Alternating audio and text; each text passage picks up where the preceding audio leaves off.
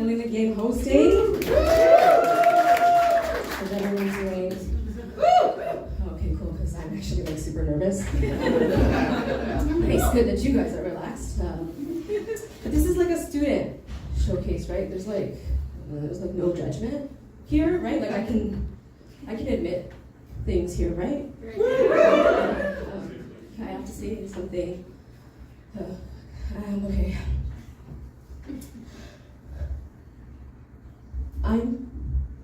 I'm from Toronto. Okay, I'm sorry. I know. Okay, listen, I agree. Vancouver's way better than Toronto. I'm not out here trying to go Lions. No.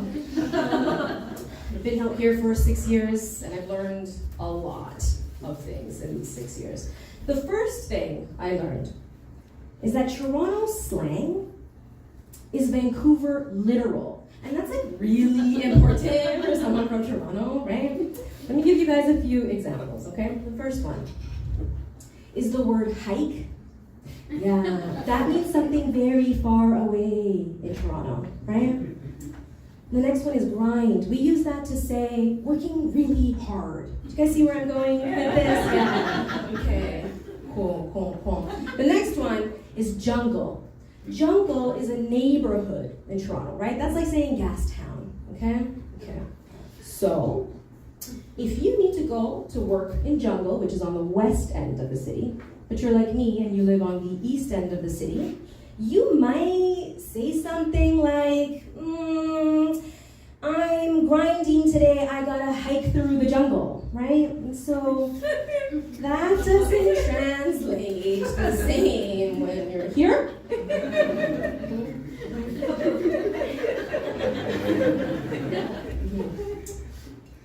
The third time I threw up on the grouse grind, I looked up at my friend and I said, I need an organic, renewable, sustainable espresso shot right now to continue because I am out of gas in this town. I'm over it.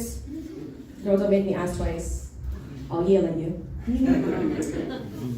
The second thing I learned here, okay, living here for the last 6 years, is that the straight dudes in Vancouver, they're just not always ready for their like lady friends, you know? Just chilling at a dude's house the other day for some like Netflix and other stuff.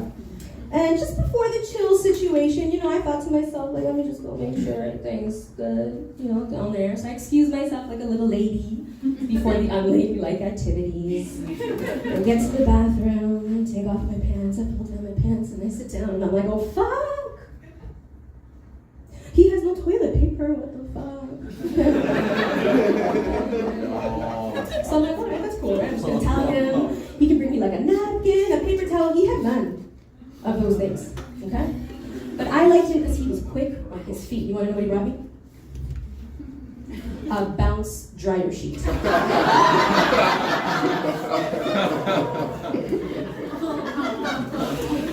I'm not surprised he kept me dry. That was the night I couldn't bounce on him. But I learned that I actually liked like the mountain fresh scent. That was new. I wasn't expecting that. The other thing I learned at the Yale. That was my first country club. Look at me, guys, an open-minded Torontonian. Right. I actually thought Drake was Tim McGraw's middle name.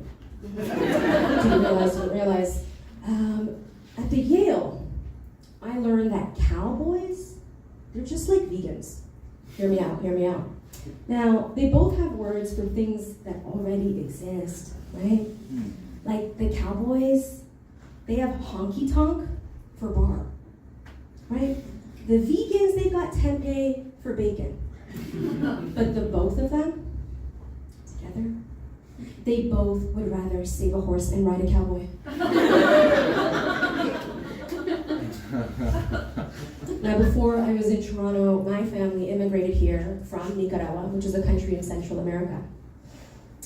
After we did that, I learned how I got my nice Canadian name, Sabrina. You see, they could have gone with something like super traditional, right? Like a super traditional Latino name. I could have been like Maria or Guadalupe. But they didn't want me to get made fun of. So they went with Sabrina, the teenage bitch. Make it make sense. Make it make sense, guys. Shit, where was I? This is part of the act. Yes. Remember now. See, I was named by my grandfather. So let's get a couple facts straight just so we all follow this. My grandfather's name is Juan Sanchez. My father's name is Juan Sanchez. But my brother's name is also Juan Sanchez, actually. So we have three, not Juan.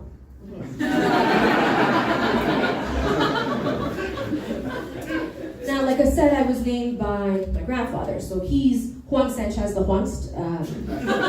Did we say the first in English? Is that what we say? Cool. Right? So in the hospital that day, my mom and my dad, they're sitting there. They're about to give me a super traditional Latino name, right? Right then they're thinking, and they're like, yeah, this sounds like a good name for her. You guys want to know what that name is? It is super traditional. Anyone have any guesses? Any idea? Juanita. Yeah. Okay, they were trying to name me. I just need to catch my breath. Hold on. Concepcion Inmaculada Sabina Sanchez Gonzalez. That's fucked up. That's fucked up. That's not even a name. That's just a whole bunch of sounds in Latino. I was just like, Latino stuff, you know? It was fucked up. Let me say that again for you slowly. They were trying to name me Concepcion Inmaculada. Let's count those syllables. Concepcion Inmaculada.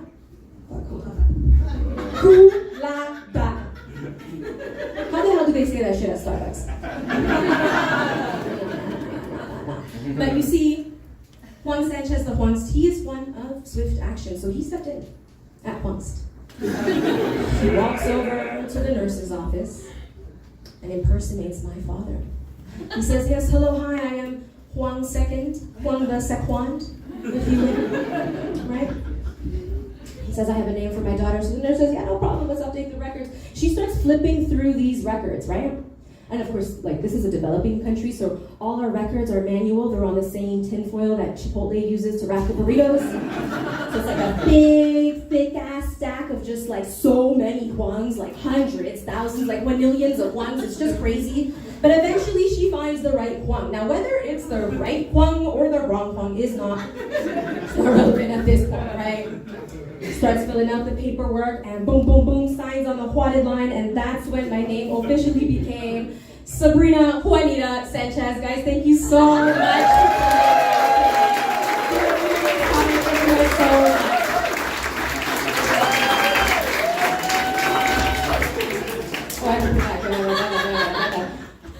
I knew this part. Oh, you got this.